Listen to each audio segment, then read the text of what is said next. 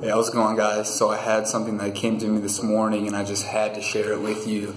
And it was about when I was reflecting on the mentors I've had in my life. And I was just thinking how important it has been for me to meet these mentors, but not only meet them and learn from them, but meet them at the right time. And it's almost like putting together a puzzle within your life and aligning the puzzle pieces and putting them together so that you can make this bigger image, right? So I remember when I was growing up, I used to go to my grandma and grandpa's house, and my grandpa would always have a table with a puzzle laid out. And when I was little, I was like 8, 9, 10 years old, I would go and I would sit at that table and I would help him put the puzzle together. You know, when he wasn't working on it, I would work on it a little bit.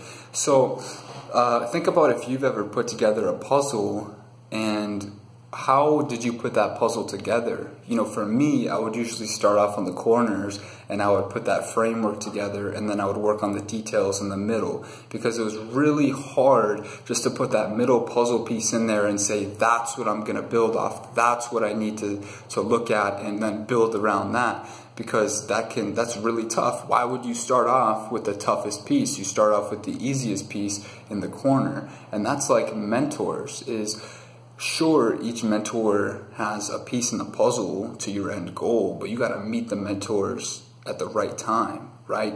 So if I meet somebody like Grant Cardone, I can take bits and pieces from him, but I'm not going to build my whole structure around somebody like Grant Cardone, or even like Tony Robbins, or Les Brown. Somebody who's been in the game for a really, really long time. I can't relate to them as easy as somebody who's just gone into the game, right? Elon Musk, like, he's a genius, right? I can only take bits and pieces from him, but I would not start off and say, that's what I'm going to build around. I would start with somebody easier, with a little bit easier credentials that match my credentials, and then build the framework and then piece together the middle. So I think it's important that when we find mentors, we have to find them that we can look up to, take valuable information from, learn from, and grow into what they are teaching, but don't focus too much on the wrong mentors, because the right mentors show up at the right time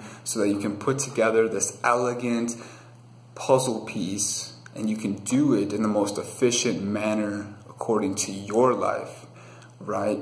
Sometimes you need to learn from somebody who's, you know, fresh out the game, how to sell, and then you got to learn marketing, and then you've got to learn fashion maybe, and then you've got to learn fitness and health, and then you've got to learn finance, and you learn all these things as you go, and you seek out people who have done it before you, but you find them in a very strategic manner.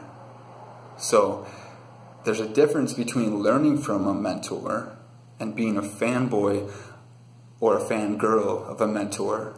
Sure, these guys have these rock star appearances, but it does us no good if we focus on people who are way out of our league. You know, it's like the dating scene. If you can't get that supermodel